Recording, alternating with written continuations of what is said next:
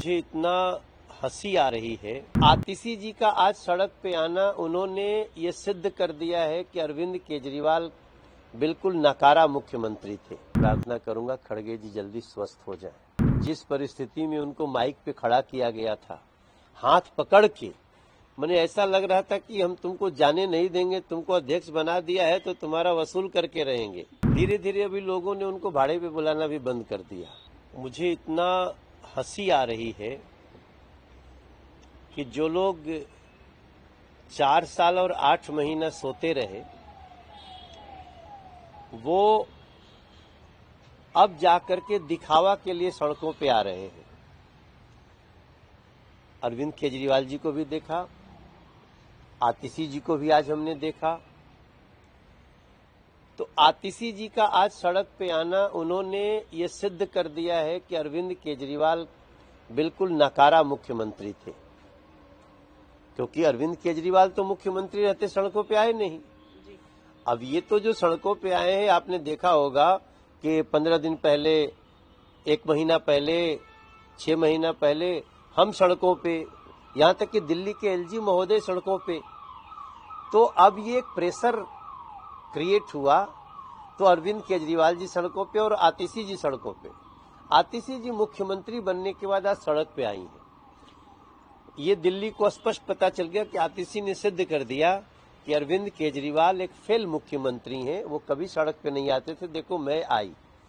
लेकिन आतिशी जी, आपको याद है ना कि आप पीडब्ल्यूडी मिनिस्टर हैं, आप सड़कों की मंत्री हैं दिल्ली की, और आपको भी इतना समय के बाद याद आया कि हम सड़कों पे चलेंगे। तो ये जो आप दिखावा और छल भ्रम कर रहे हो दिल्ली के साथ, कोई स्वीकार करने वाला नहीं है।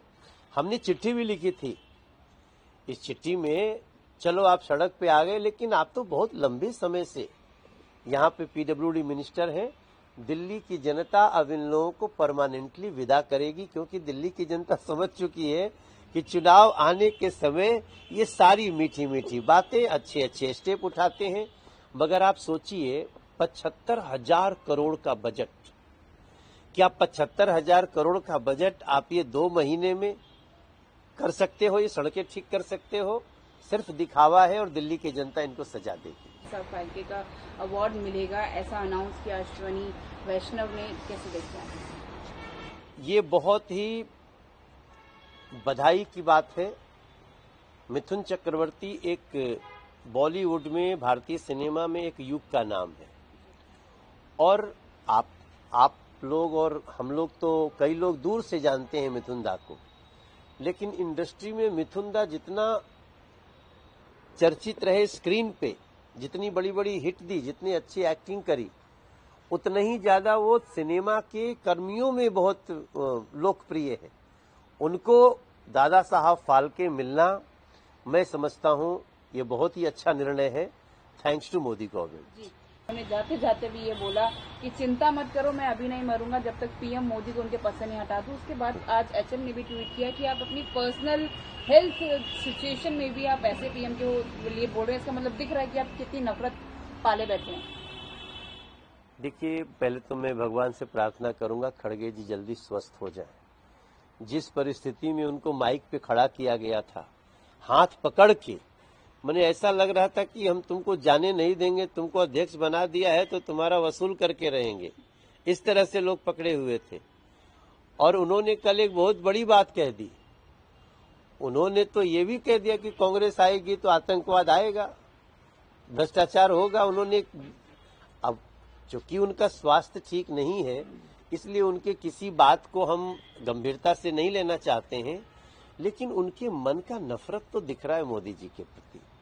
और ये नफरत का भाव कांग्रेस का सिर्फ इसलिए है कि अब कांग्रेस जो लूट करती थी, जो करप्शन करती थी, अब उसका मौका नहीं है। मुझे पूरा विश्वास है हरियाणा की सरकार, जम्मू कश्मीर की सरकार भारतीय जनता पार्टी की बनने वाली है। कांग्रेस को कोई दूर दूर तक पसंद करने वाला नहीं। जी, बिहार में सरकार चल रही है नीतीश गवर्नमेंट, वो 4 एक्स ब्यूरोक्रेट चला रहे हैं। ऐसा कुछ उनका अपना, नीतीश कुमार का अपना कुछ रेलेवेंस नहीं है? देखिए, प्रशांत किशोर जी भाड़े पे काम करते हैं। वो पहले पैसे लेकर के प्रचार करते थे, धीरे धीरे अभी लोगों ने उनको भाड़े पे बुलाना भी बंद कर दिया।